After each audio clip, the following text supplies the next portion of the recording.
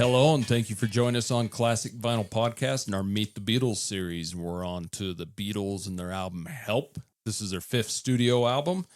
I'm one of your hosts, Justin. I'm here with my co-host, Tyler. Thank you for letting me hear, and that I love that special music means that we got a special episode. Our Meet the Beatles series once again. Help me get my feet back on the ground, Tyler. I will. Of course, they're kicked up on the couch right now. Kind of, yeah. As they should be. Well, let's get right into it. Of course, at the Beatles, they're my favorite band, the best-selling band of all time, what I consider the most influential band of all time, and I don't really care what anybody else says, but I know there are a lot of strong feelings about the Beatles both ways, and I have been trying to get Tyler indoctrinated into the way of the Beatles, and how's it coming so far? Let me put it this way. We will both fight anybody who wants to fight us over the Beatles. I agree. Yeah, and I will hold you down while Justin pummels you, probably verbally. Just verbally. We don't want to get physical now. That's right. So, of course, we don't go into all the history about the Beatles. If you've listened to our episodes before, we have done that previous, but I am going to give you some history and information on the album Help. This is the Beatles' 5th studio album. It was released in the UK on August 6th of 1965. It's basically a soundtrack to the group's second feature film that had the same name, Help. It was recorded at EMI Studios, now known as Abbey Road Studios, and produced by George Martin. Unlike the UK version, which features songs from the movie on side 1, Capitol Records here in the US, they actually released basically a soundtrack. They had songs on side 1 from the film, but then the second side was basically orchestral scores from George Martin. So it was kind of an interesting one. I have that on vinyl as well. So the US version was actually released of 1965, and it had a little bit different cover. And I mean, looking at the cover, it was definitely a movie soundtrack, and it announced it as a movie soundtrack, and songs from the film Help, which is a good film, by the way. Yes, it is. I've seen it. Yes, and I know you enjoyed it quite well. I really did. It's got a lot of that really dry humor, but if you know, you know. I still prefer the Hard Day's Night, but, Help was not bad. No, they're both good. Yeah. Good watch back to back. Mm-hmm. So the album itself took a whopping 12 days to record with a few extra days for editing and mixing. I mean, nowadays, one song takes much longer than that. The original was released in mono. In fact, George Martin wasn't even present when the stereo mixes were made. That kind of shows how much effort they put into the mono mixes at the time where stereo was a new thing and just really not the prevalent thing of the time. Wow. So this is the first time the group didn't record multiple takes until they got one they liked, where they were basically playing live on their other albums, but they instead began by recording a rhythm track, and then they would overdub everything else on top of that. So it was kind of a new way of them recording on this album. Now, also the first time the group used a reduction mix, and that's where they take one of those 4 tracks and they bounce it down to another copy on one track, and that gives them 3 more tracks, and you can do that multiple times and keeps bouncing them down and bouncing them down. This album is, in my opinion, a really big step for the band and a really big change for them in songwriting and sound, and you can see them start playing with a lot of that stuff in the studio too. Kind of forebodes what's coming in the future. This is also the first album where the band began to tape all their studio rehearsals, and you hear a lot of that on, like the anthology mixes and stuff, and hopefully if they ever do a deluxe edition of Help, we'll get some studio banter, which is kind of unique to listen to as a huge Beatles fan. Obviously, it gives a lot of material for us nerds to hear. So the album shows the group beginning to mature as songwriters, like I said, and it really signals the creativity that we're going to really see come out from them going forward, especially in their later 1960s work. And this was without a doubt the most diverse of the group's work up to this point. I mean, you can see, I think they're kind of getting their feet beneath them and doing what they want to do and exploring things in the studio and just really maturing overall. A lot of that maturity is said to come from the fact that Bob Dylan had introduced the band to marijuana back in August of 1964, and all of the band members said that had a huge influence on their lives and a huge influence on their music and writing. So you can see that. It's a big change.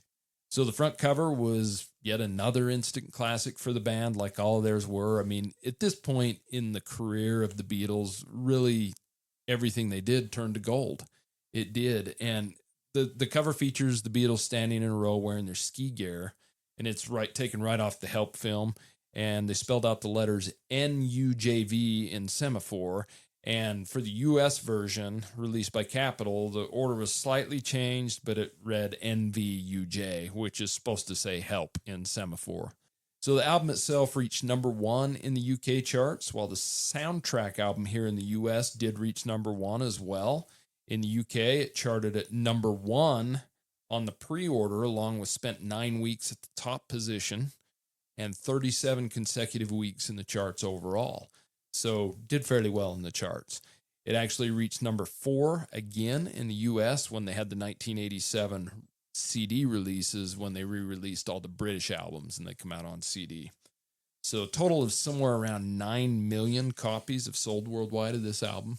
Pretty good album, and one thing about this album is it's actually the first or the second Beatles album I got. I originally had purchased the Red and the Blue Greatest Hits, and once I fell in love with those, I went straight in and I bought Help and the White Album. Kind of a strange mix, but I bought those 2 albums, and then after that, I actually started moving backwards. I bought Let It Be and Abbey Road and went backwards until I got to the early stuff. So you started off with the 2 like major white background albums and then put some more color to it? That's basically what happened. Okay. I have to point out, Justin, that NVUJ doesn't have any of the letters as help. I don't know how semaphore works. I don't either. But I'm sure it works somehow. Maybe it's a UK thing. Must be. Yeah, then the unnecessary vowels. Yeah, so do you want to get the song reviews? Let's review the songs. And now it's time for the song review. Okay, so we're going to do Help, and today we're going to be doing side 1 of Help, and next week we'll be doing side 2 and giving our overall album rating on this thing. So Tyler, the first song is Help itself, the title track. Let me give you a little history on this song. This song is a song written mainly by Lennon, and of course it's sang by John Lennon as well. It was released as a single on July 23rd of 1965 with I'm Down as the B-side. That's a song we have previously done here. And of course we skipped Help at the time because we knew we were going to get to the album. Now this is obviously the title song of the film and the album, and the song was heavily featured in the movie as well. It was recorded in 12 total takes, the first 8 takes being rhythm tracks only, and then overdubs being put on that afterwards. The song was really written by Lennon as a cry for help because of the whole Beatles phenomenon. I mean, it would really taken his life over, taken everything over, right? It really explaining the stress after the Beatles' quick rise to success.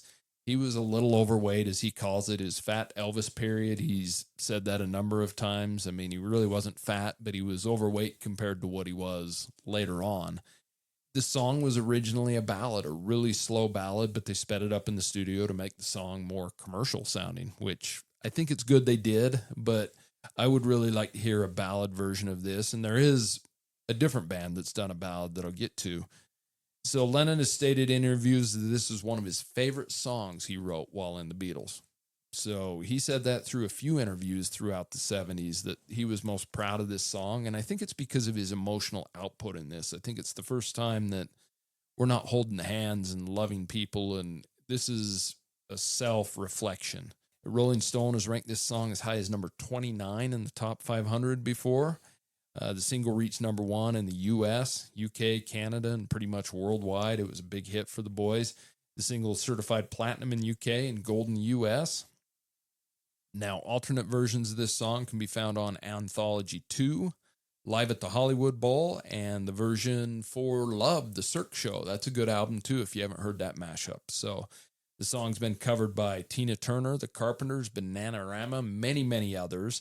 And one band that did cover this is Deep Purple, and their version is a very slow ballad. A very interesting take on this song, kind of what I imagined the song was going to sound like originally. Yeah. So, Tyler, after listening to the title song, Help, number 1, I'm pretty sure you've heard this song. What's your history with this song, and what do you think of it? I'm very familiar with this song. In fact, I'm pretty familiar with a lot of the songs on at least this side of the album.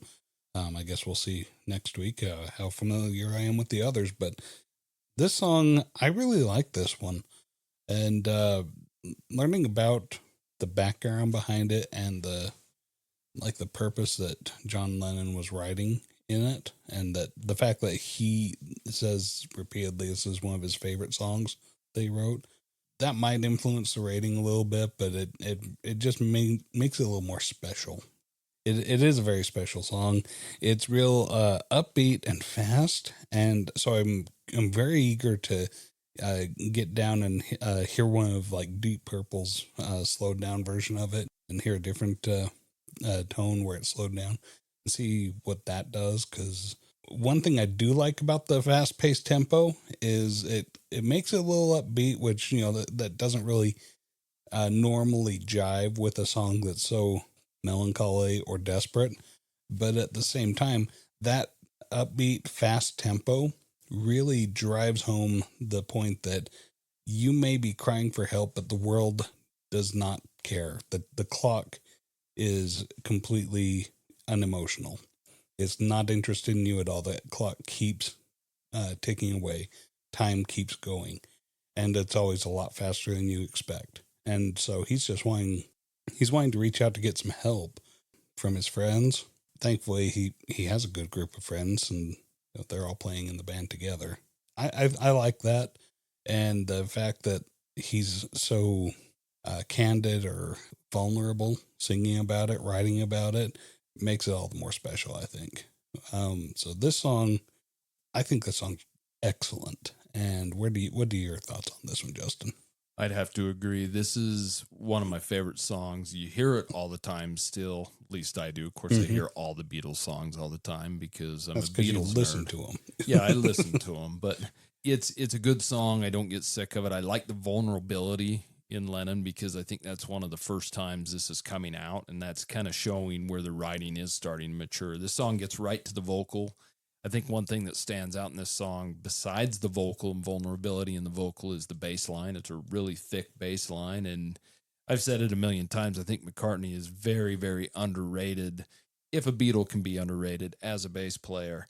But George's guitar in this, he's got a lot of good licks that are good. The walk downs during the chorus are really cool. I like those. I like the backing vocals. It's one thing that you hadn't seen up to this point where, I know that portion, or I know I find those portions, you'll hear the backing come in before the lead Lennon sings it. And it's kind of cool because the backing, what would you call it, a precursor to the lead? Yeah. Or whatever. It's really cool the way they do that. Yeah, it's like a little preamble to it. And I really think that's kind of a neat little thing. And it's just things like that they come up with that are really cool. And I like how the song ends too. Help me, help me. It's just really cool harmonies in it and things like that. I think it's an excellent way to start the song. I think it was a good way to name the album and the movie, to be honest with you. It's an excellent song. Yeah. And one thing that I really noticed about all the songs so far on this album, well, I mean, this is the first one, but on this side of the album, is that they all just get right into it. I didn't hear a single introduction on these songs. Yeah, they kind of kick right in, don't they? They really do on every song. Okay, so let's get on to the second song on side one, The Night Before. Now, this is a song mainly written by Paul McCartney, and it's sang by Paul McCartney, a double-tracked vocal by McCartney, just like Lennon does on all his. It was kind of a common thing with the band at this point, just thickens it up a little bit. This song features a very notable guitar solo. It was double-tracked. It was McCartney and Harrison playing the lead guitars, just double-tracked on top of each other. John Lennon plays the electric piano on this song, and this is actually the first Beatles song to feature an electric piano in the studio. This song was recorded in only 2 takes, the same day as they recorded Harrison's song, You Like Me Too Much. It's another song that was used in the film. In fact, all of these on side one were used in the film. That was the reason they put them on side one. Hence, it's a soundtrack, right? Yeah, exactly. So the lyrics on this from McCartney reflect the singer's last night with his love before he's abandoned by her, right? Mm-hmm. So had you heard this song before, Tyler? What's your history with this one? This one, I was introduced to it when I watched the film. Okay, so, I mean, where you've seen the film, then obviously all the songs on side one you've heard. Yeah. But this one, that would be the first time. And there's a few of the songs on side one that this is my first. Watching the film was the first time that I was introduced to it. And so this would probably be the first time you've actually actively sat down and listened to them. For sure. Because watching a film is very different from listening to it and, having the blindfold on and just immersing myself. Like, the nose plugs in. I've got my mouth completely closed and I'm just focused on it. You're thinking of Tommy. Am I thinking of Tommy? Yeah, totally different band, but The Who, but by The Who. Yeah. Yeah. Let's get to The Night Before then. Okay. What do you think of The Night Before? I really like The Night Before. It was an excellent song on this one. And it's a song that really leaves me intrigued because I want to know what's going on here. I want to know what is it that happened overnight, because he's giving us the impression that he had a wonderful time with this girl the night before. They had a loving goodbye that night, and then in the morning, she is cold as ice, and she is turned on him. And what the heck has happened? She's just not into him, and he wants her to treat him like she did the night before. But it really makes me wonder. So what changed? Was he wearing something that was provoking this, or was he in a wrong part of town? I think he must have snuck out at night and seen another gal. That's kind of what it sounds like, and she found out about it. Yeah. Yeah, and that's kind of an underlying tone that keeps weaving its way through the stitches of this album is infidelity. Yeah, these guys are not necessarily being true, as some of their earlier songs demand that they be true to their. Yeah, early 20s, and with the popularity that hit them, I think fidelity would have been tough to. You got to manage your expectations of a 20-year-old Beatle. Exactly. Yeah. But this song, apart from all that, I really got a kick out of this song. Really enjoyed the music. So, Justin, what are your opinions of The Night Before? I don't mind this song. This album, like I said before, has a special place in my heart because it was really one of the first Beatles albums I've got. I'm going to be completely honest. I mean, I call myself a Beatles nerd, and I really am. So every album and every song has a special place in my heart. That's why we do this, right? And it's why I'm trying to introduce you to these albums and get into it, because to me, albums are so much more important than just singles. But this is a good song. It's definitely not my favorite on the album, but it's a good song. I think McCartney wasn't as strong of a writer in his early years, even though he has some gems. There's no doubt about that. But this is kind of a throwaway song to me, but a good song. It starts with that electric piano and bass opening. The bass and the electric piano through this whole song are the main leaders. The vocals okay from McCartney, nothing special. I mean, we've talked about him before, the man of 1,000 voices, and it's a good vocal. The guitar solo, the double track guitar solo in this thing, I think is the best part, that and the bass. So not a lot of guitar on it, except for that solo in the end, but a really decent song. I really enjoy it. It's not one I skip by any means.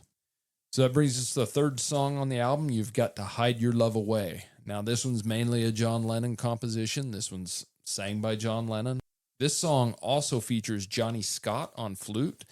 This also features Johnny Scott on flute. This is one of the band's first songs to feature a session musician. Actually, their second song to feature a session musician. Their first was actually Love Me Do, when George Martin had him put Andy White on drums instead of Ringo. So this is really the first one. So this was recorded in a total of 9 takes. This is another song obviously used in the film. It's in the portion where the band's playing the song in their flat in London. I remember that flat has a hole in the floor. So many people, including John Lennon, say this song really shows the influence of Bob Dylan on him at the time, really showing his emotions again, just like he had in the first song, Help. And the lyric was supposed to be 2 foot tall in this. Lennon screwed it up, which he tended to do quite often, and sang 2 foot small, and they left it in, which I haven't ever thought of it any different, but it makes sense, right? Mm-hmm. 2 foot small. I like the way it sounds better. A lot of people have said this song could have been written by Lennon about Brian Epstein, the band's manager. He was actually homosexual, and there was a lot of things going on and a lot of talk when Lennon and Epstein traveled to Spain together in 1963. That started spreading the rumors. The two had a sexual experience. This was denied by both of them, but it was also stated this song could have been about an affair Lennon had had at a time. There we go again into the infidelity theme that you're saying is going on this. Maybe both are true, maybe neither are true.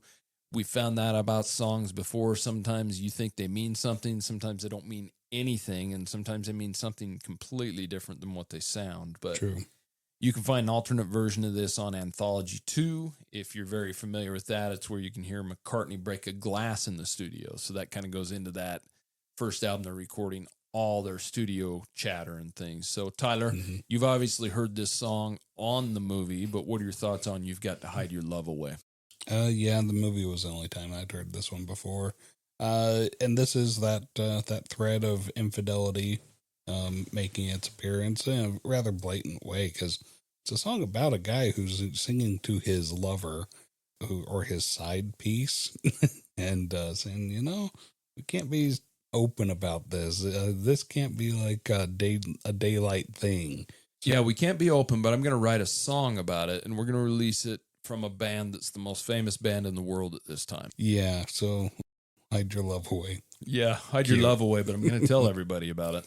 My thoughts on this song, I'm not that keen on it, and it's not because I'm not keen on Bob Dylan.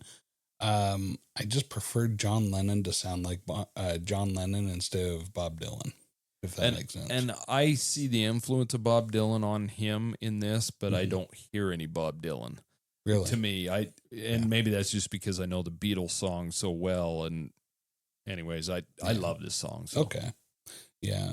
So this one, it's very much got that Dylan influence to it, especially in the style of it.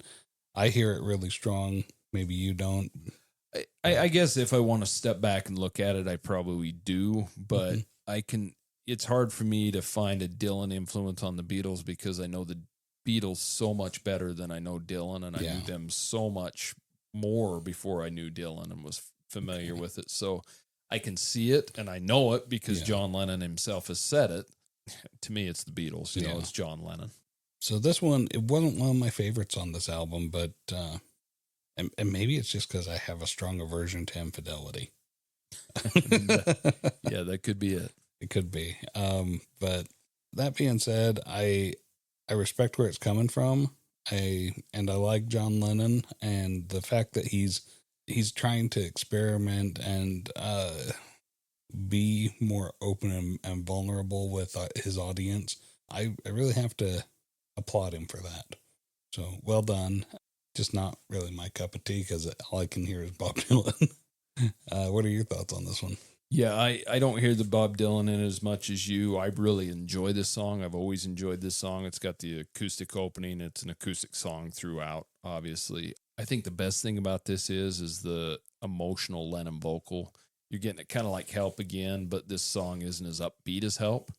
I can feel that vocal a little more in this one and feel the emotion. The flute solo to end it is kind of interesting. So something that's just kind of different, and that's what I like about these guys is whatever they were doing, they just kept changing it up, right? I really do enjoy this song, apparently a lot more than you do, but you also haven't heard it a ton, so we'll get you tied into it at some point. So that brings us to the first George Harrison composition on the album, I Need You, and this is obviously written and sang by George Harrison. This is his second song that was released by the band. The lineup on this song was kind of unusual, and this was documented by George Martin. George Harrison played a Spanish guitar and a 12-string Rickenbacker on this. Paul McCartney was on his Hofner bass, like always. But Ringo Starr played a rhythm on the back of an acoustic guitar. So I guess you're just using them like one of those drum boxes kind of. John Lennon played the snare drum on beats 2 and 4 throughout the song. It's also the first Beatles song where they use the volume pedal on the guitar, and that's what comes into the song very first. You can hear that volume pedal. Is that what that little like 2-beat thing is?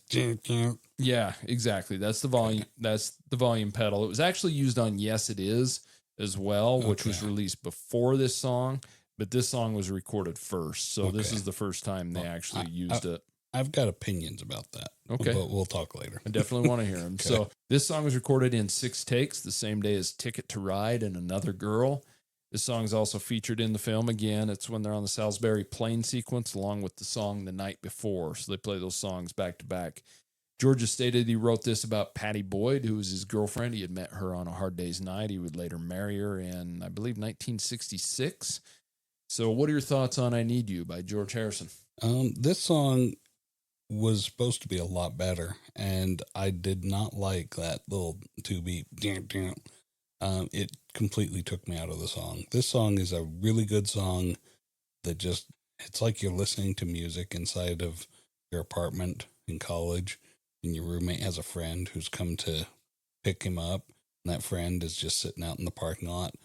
Beep, beep. Every few seconds, beep, beep. And you're trying to listen to music and enjoy it, and you just keep getting this beep, beep. And your friend is in the bathroom, and he just barely went in there, and he's got to work something out. So he's not going to be anytime soon going out to the parking lot. And so it just drove me crazy to the point I just wanted to grab a spoon and either fling it underneath the bathroom door or go out and carve out the guy's heart. But this song is a lot better song without that volume pedal.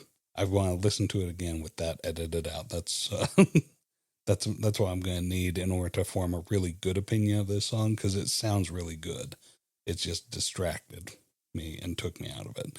What are your thoughts on this song? Well, I'd have to say I kind of agree with you, because one of my notes was I don't care for the music quite as much on this song, but it's a decent song. The lyrical content and everything in it is decent. Mm-hmm. But George wasn't as polished of a songwriter at the time. But I also think you need to put yourself in the time this come out. The volume pedal wasn't used, so that was something completely different. Mm-hmm. And that's what we're finding. We're on song 4 of this album, and every single song is polar opposite of each song somehow. True.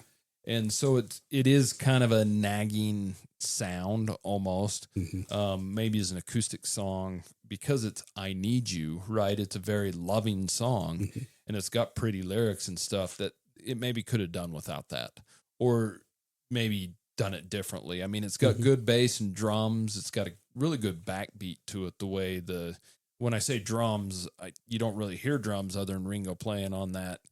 The back of an acoustic and Lennon playing those bongos, but they do have a decent backbeat, but not a bad song. But I would say mm-hmm. probably for me, it's not one I skip, but it has to be on help, because these songs are so embroiled in my mind that I love them. I don't skip them, and they belong here, and I don't know them any other way. But definitely the 4th song on the album, it's my least favorite of the 4. There's no doubt about that. So that brings us to song number 5 on side 1, Another Girl. This is another one that's mainly a McCartney composition and sang by Paul McCartney. This was recorded the same day as Ticket to Ride and I Need You. This was featured in the film. It was the scene where they're on a coral reef on the beach in the Bahamas with Paul McCartney pretending to play a girl in a bikini as a guitar. One of my favorite scenes. I always enjoyed that, how he's playing this girl. Yeah. I'm sure he probably did more than that to her. Oh, yeah. So this song was recorded in 10 takes with McCartney playing the lead guitar and Harrison on acoustic guitar.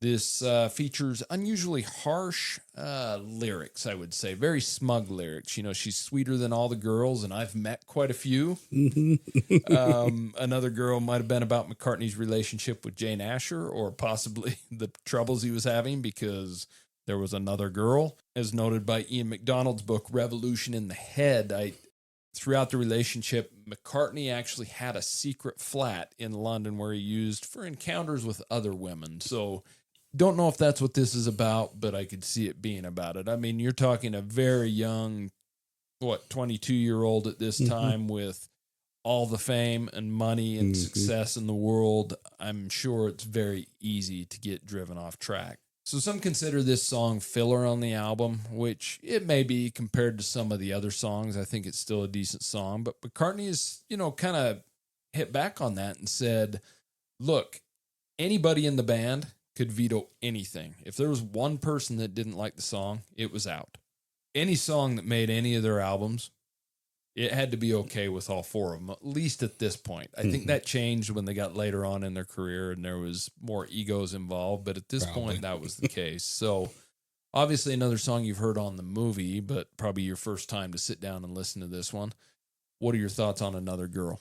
My thoughts are, well, first of all, this is a very country music sounding song. It's got a very country kind of twang to it. That's what's kind of interesting about them is whether you like country or jazz or whatever kind of music you're in, even a little ska or whatever. The Beatles seem to put that in and just make it the Beatles. Yeah. And you didn't have to think about it because I don't like country music, but there's a lot of Beatles songs that have country beats to them. Yeah. I'm like, yeah, the Beatles. So it's there. Doesn't really necessarily turn me off to it, but the content, I think I know where some of these relationship problems that they've been having is stemming from. He's got another girl. There's the infidelity. Once again, that thread comes back up and we see the stitch. So I guess the music fits the theme because it's the beginning of the free love era. These guys are in their fame. They're being chased by millions of women. I mean, literally millions of women. They're just in love with them. And they don't see any reason why not to just enjoy what they want. They can afford a separate little secret flat in London. They're going to do that. And hey, I'm Paul McCartney, man. That's kind of comes with the territory, I suppose.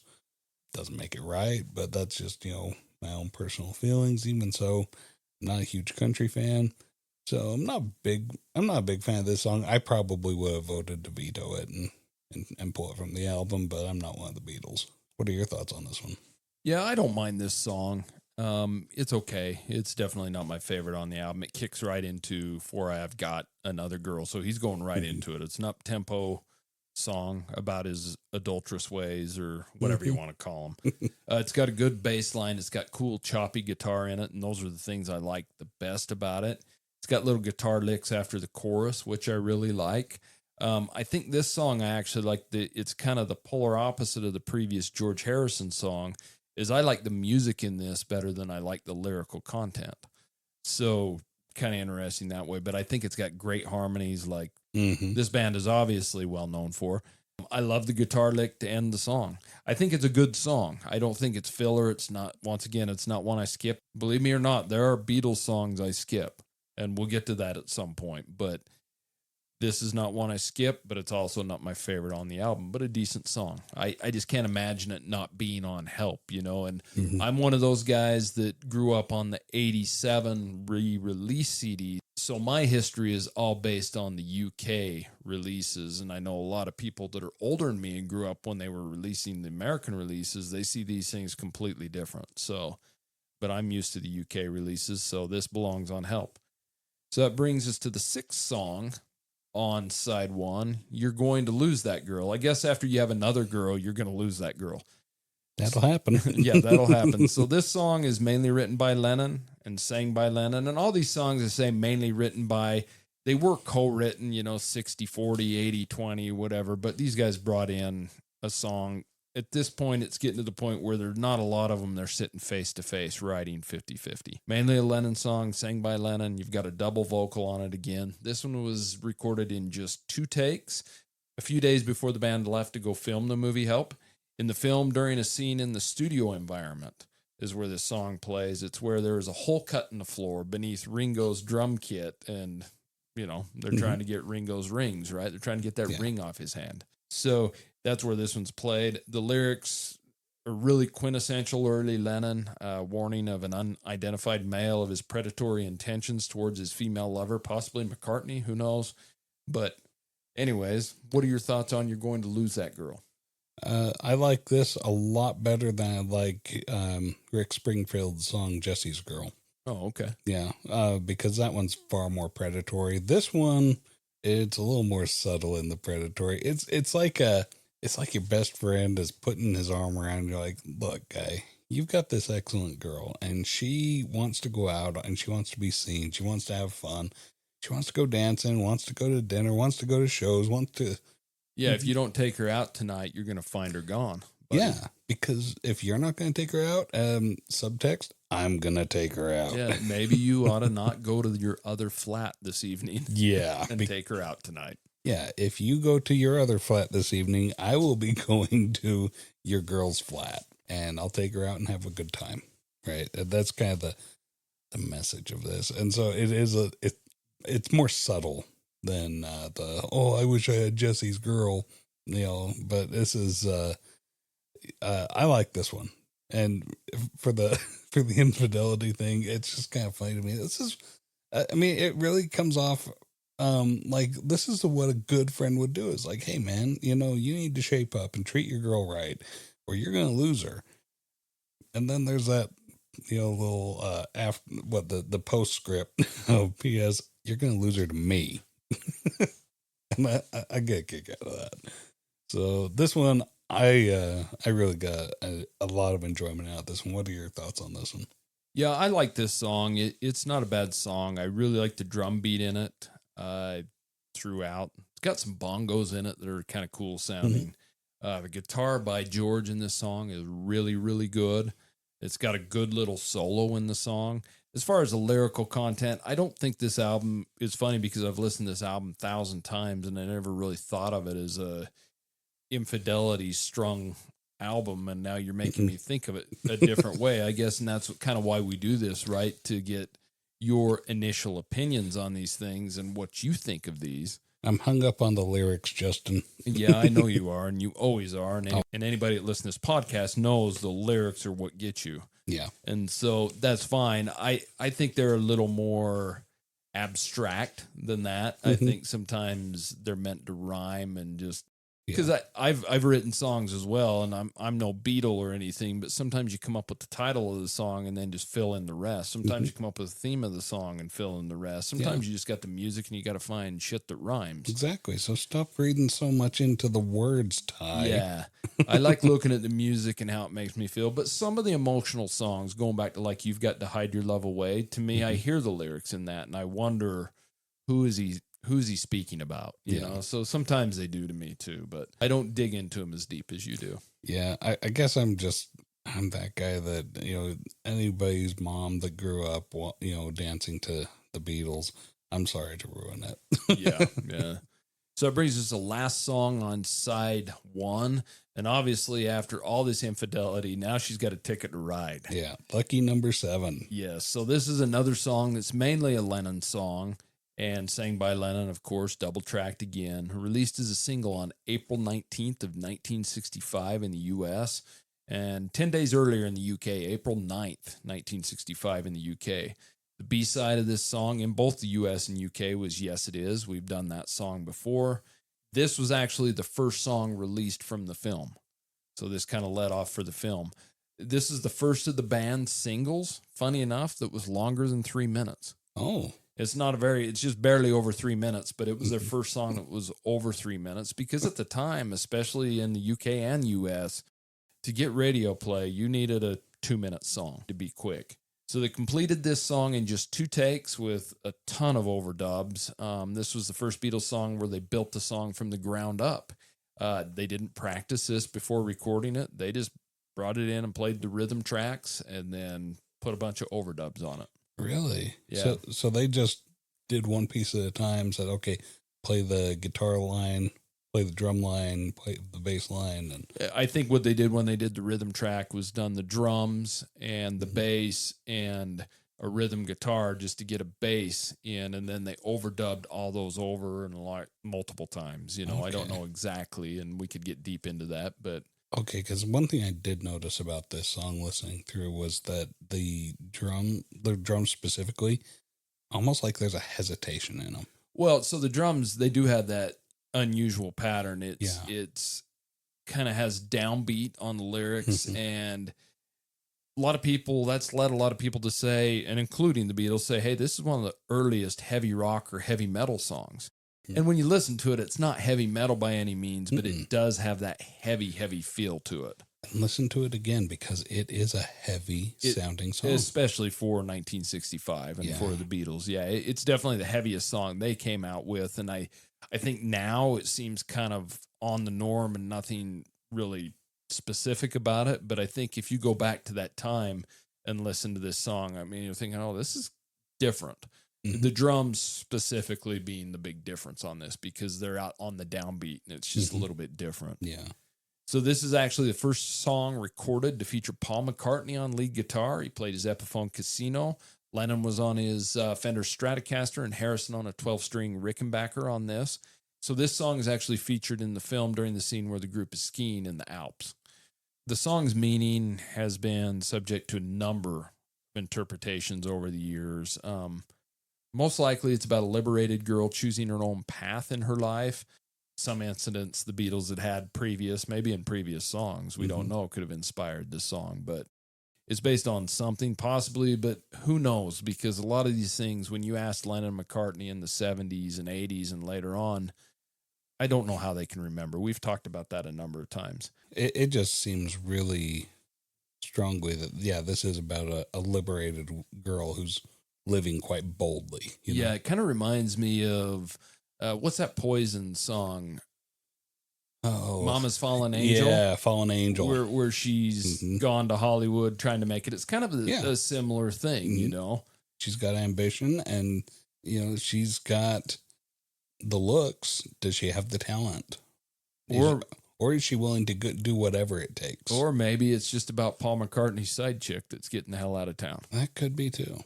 So there is alternate version of this on Anthology 2, and live versions found on both Live at the BBC and Live at Hollywood Bowl. It's got a really cool thing in this song, something that nobody had really done up to this time. And if you don't catch it and you don't think about it, you gotta listen to it. But it speeds up to double time at the end to end the song.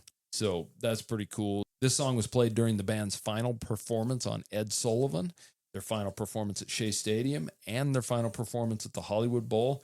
Reached number 1 in the U.S. charts, number 1 in UK, number 1 in Canada, and pretty much worldwide where it was released.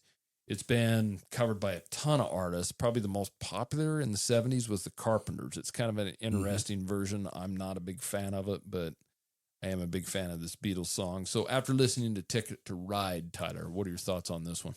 There's a reason why this song was number 1 all across the board, and it's so good. This song's great, and it's heavier than you think it is, and it's so surprising that double speed beat at the end. It's there. You just, you know, you kind of forget that it's there. You're not really paying attention. Man, this is a great song, and the lyric wise, this is a guy that knows that this girl is kind of fleeting, and it seems like he's been trying to keep her grounded, kind of tether her to the ground, but she wants to fly. She wants to fly high, and she's not all that concerned about doing right by him. She's got a ticket to ride, and she don't care. She wants to just ride this as far as it'll go, and he's on the verge of losing her because she's going to fly away, because that's what she wants to do. She's a free spirit, and she's a high-spirited girl, and she's going to live boldly. And is it carefree? I don't know if it's carefree or not, but she's definitely, she wants to run faster than he's willing to run. I have to respect that, but man, it is kind of sad, and he knows that. It's heartbreaking, but at the same time, he cares, and he's trying to keep her grounded, but she doesn't want to be grounded. She wants to fly. The lyrics, the music, everything about this song is amazing. Is it a 10? I guess we'll see when we come down to rating it. What are your thoughts on Ticket to Ride? God, you really look deep into these lyrics, don't you? I really do, Justin. I know you do. I think you need to change. I need to knock it off. But that's okay. No, I love this song. It's definitely one of my favorite on the album. I love the opening guitar riff on it. It was one of the first guitar riffs I learned how to play, and it's still fun to play. It's the drums in it, like we said, are awesome. I love the heaviness in this song, and even though a lot of people say it's just kind of standard now and you don't notice it, I still notice this being a very heavy song. I love Paul and John's voice together, the high and low harmonies you get from those two. I mean, it's in hundreds of their songs, but this one as well. It's got cool little guitar licks all throughout. I love the double speed at the end to end it. You said it right. There was a reason this was number 1 all over the place. I don't think this is a perfect example of a song that hasn't aged. I think it's just as relevant today as it ever was. I think it's a damn good song. And of course, who am I? I'm a Beatles fan, and I'm a goober for them either way, but I will call it what I call it when I do it. And I rate the Beatles based on themselves. And that's what we'll get when we do the rating. Yeah. Carpenters, I'm more familiar with the Carpenters version, but that's too bad. But you know what? I like this one better. 100 times better. So that's side 1 of Help. Join us next week for side 2 of Help and our ratings on the songs and the album. And if you have any questions, comments, or concerns, send us an email at classicvinylpodcast@gmail.com. We really appreciate you taking your time to listen to us. So until next week in side 2, we'll see you later. See ya. Thank you so much for listening to Classic Vinyl Podcast. And don't forget to subscribe on Spotify or Apple Podcast or wherever you listen to your podcasts. Follow us on Instagram at Classic Vinyl Podcast for updates, and also share us with your music-loving friends.